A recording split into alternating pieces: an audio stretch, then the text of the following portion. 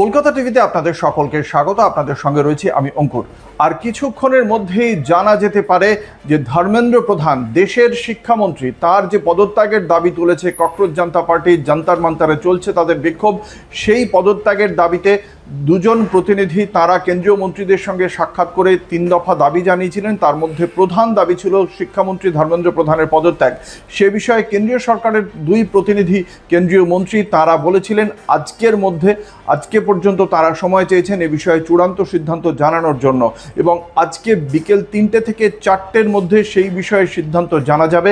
সেক্ষেত্রে এই সিদ্ধান্ত জানানো হচ্ছে কিনা সেটা একটা গুরুত্বপূর্ণ বিষয়, এবং ককরোচ জনতা পার্টির বক্তব্য এক্ষেত্রে কোনো কথার মারপ্যাঁচ নয়, এক্ষেত্রে হ্যাঁ বা নাতে উত্তর দাবি করেছে তারা। সে বিষয়ে কেন্দ্রীয় সরকার কি জানায় সেটা একটা গুরুত্বপূর্ণ প্রশ্ন।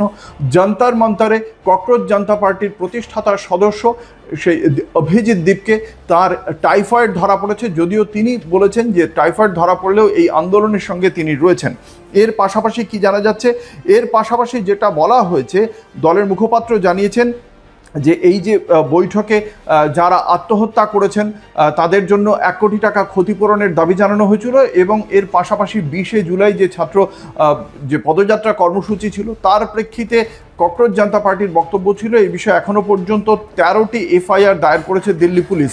এই সমস্ত এফআইআর প্রত্যাহার করতে হবে এবং ভবিষ্যতে তাদের বিরুদ্ধে কোনো প্রকার শাস্তিমূলক পদক্ষেপ হবে না এমন লিখিত নিশ্চয়তা দাবি করেছিল তারা। সেক্ষেত্রেও কেন্দ্রীয় সরকারের পক্ষ থেকে 2 মন্ত্রী জানিয়েছিলেন প্রাথমিকভাবে তারা এই বিষয়টিতে নীতিগতভাবে সহমত রয়েছেন। সেক্ষেত্রে সেই বিষয়ে সুনির্দিষ্ট আশ্বাস চেয়েছে ককরোচ জনতা পার্টি। অন্যদিকে ইতিমধ্যেই এই ঘটনার প্রেক্ষিতে ন্যাশনাল টেস্টিং এজেন্সির 47 জন আধিকারিককে বরখাস্ত করা হয়েছে, এবং 3য় দফার আলোচনার স্থান এখনও চূড়ান্ত না হলেও তার সময় সম্পর্কে ককরোচ জনতা পার্টির পক্ষ থেকে জানানো হয়েছে যে 3টে থেকে 4টের মধ্যে এই বিষয়ে কেন্দ্রীয় সরকার তার অবস্থান জানাবে। এর পাশাপাশি উত্তরপ্রদেশে যে পরিস্থিতি হয়েছে, বিহারে এই ঘটনাকে কেন্দ্র করে যথেষ্ট মিটিং আমরা দেখেছি। গতকাল বিহার যথেষ্ট উত্তপ্ত হয়ে ওঠে, বিহারের রাজধানী পাটনা, এবং তারপর আজকে সিপিআইএমএল-এর ছাত্র সংগঠন আইসার পক্ষ থেকে বিহার বন্ধের ডাক দেওয়া হয়েছে। অন্যদিকে জান্তার মান্তারে যাতে কোনো অপ্রীতিকর ঘটনা না হয় তার জন্য অভূতপূর্ব নিরাপত্তার বন্দোবস্ত করা হয়েছে।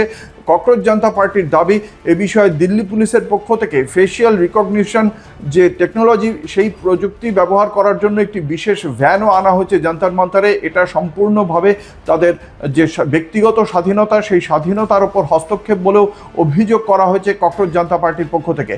ফলে এই পরিস্থিতিতে দাঁড়িয়ে বিকেল 3টে থেকে 4টের মধ্যে কেন্দ্রীয় সরকার তার কী অবস্থান জানায়, এবং এই ঘটনাকে কেন্দ্র করে আবার দিল্লি উত্তপ্ত হয় কিনা সেদিকে আমাদের অবশ্যই নজর থাকবে, এবং সেই খবরে চোখ রাখতে গেলে আপনাদের দেখতেই হবে কলকাতা টিভি, রাত দিন 7 দিন।